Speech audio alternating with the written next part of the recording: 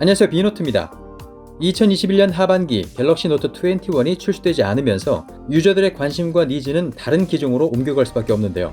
올해 하반기 삼성이 주력으로 준비하고 있는 기종은 세 가지입니다. 갤럭시 S21 FE와 갤럭시 Z 플립 3, 그리고 갤럭시 Z 폴드 3입니다. 가장 접근하기 쉽고 셋 중에서 가장 저렴하게 출시될 기종은 갤럭시 S21 FE가 되겠고, 폴더블 스마트폰 중에서 상대적으로 저렴하고 다양한 색상을 활용해서 젊은 층을 공략할 것으로 보이는 기종은 갤럭시 Z 플립 3. 삼성 기술력의 집약체로서 플래그십 폴더블 라인을 책임질 폰은 역시 갤럭시 Z 폴드 3가 될 것입니다.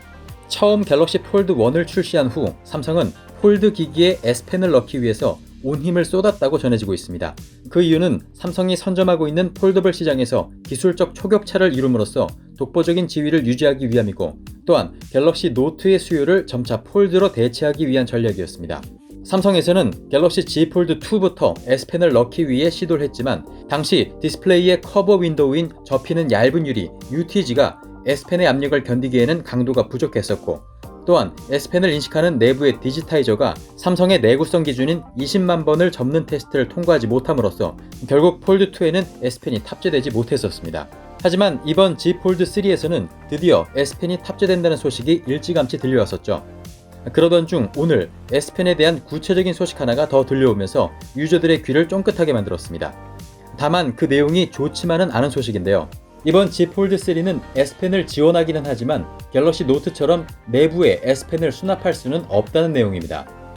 국내 언론사 데일리아는 관계자의 말을 인용해서 이번 Z 폴드 3는 갤럭시 S21 울트라처럼 S펜을 별도 지원한다고 전했습니다. 즉, S펜을 수납하지 못할 뿐만 아니라 따로 구매해야 할 가능성도 생각해 볼 수 있게 되는데요. 많은 갤럭시 노트 팬들이 갤럭시 노트의 대체제로 이번 갤럭시 Z 폴드 3를 염두에 두고 있었던 만큼 실망하는 유저들도 있을 수 있습니다.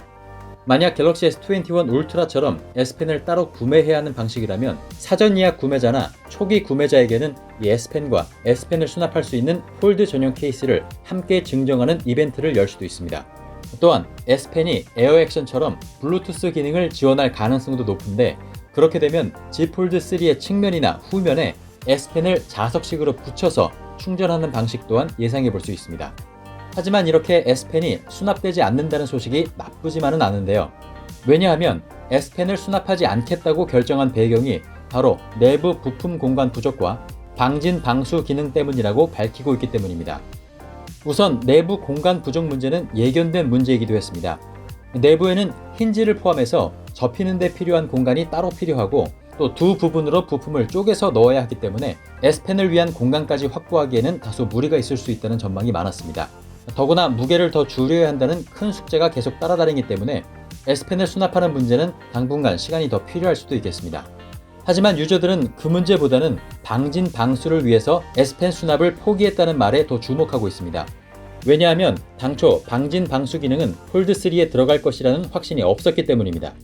플래그십의 기본 기능 중에 하나가 방진 방수 기능이고, 그 편리함과 안정감 자체에도 높은 점수를 줄 수 있지만 그만큼 내구성이 보장된다는 의미도 가지고 있기 때문에 유저들은 반길 수밖에 없는 소식입니다. 다만 매체에서는 갤럭시 Z 폴드 3에 탑재되는 방수 방진 기능은 기존 스마트폰 수준의 IP 등급을 획득한 것은 아니고 생활 방수 수준의 물 저항력을 갖춘 것으로 알려졌다고 보도했습니다.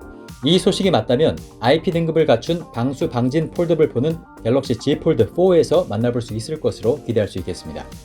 한편 갤럭시 Z 폴드 3의 최근 소식 중에 디스플레이 크기가 더 작아진다고 해서 논란이 되기도 했었는데요. 외부 디스플레이 크기가 6.23인치에서 6.21인치로 줄어들고, 내부의 메인 디스플레이도 폴드2의 7.6인치에서 7.55인치로 줄어든다고 알려져 있습니다. 업계에서는 S펜을 지원하기 위해서 UTG의 두께를 늘리면서 디스플레이 크기에 영향을 주는 것으로 보고 있습니다. 아직 확인이 더 필요한 부분도 있습니다. 아직까지는 소문으로만 들리고 있죠. 카메라를 안 보이게 패널 밑으로 숨기는 언더 패널 카메라 기술 UPC가 적용이 된 것인지, 적용이 됐다면 내부 디스플레이와 외부 디스플레이 둘 다에 적용이 된 것인지 확인이 더 필요하겠고요. Z 폴드 2의 무게인 282g에서 얼마나 더 무게를 줄였을지도 관건입니다. 가장 중요한 것으로는 역시 가격이 얼마에 책정될 것인가를 확인해 봐야 된다는 것이겠죠. 현재 갤럭시 Z 폴드 3와 Z 플립 3는 7월에 공개가 되고, 다음 달인 8월에 바로 갤럭시 S21 FE를 연달아 공개할 것으로 내다보고 있습니다. 하지만 국제적으로 계속되는 반도체 공급 문제와 내부 사정으로 출시 일정은 달라질 수 있다는 점 참고하시기 바랍니다. 네, 그럼 저는 다음에 더 새로운 소식으로 찾아오겠습니다. 도단 비너트였습니다.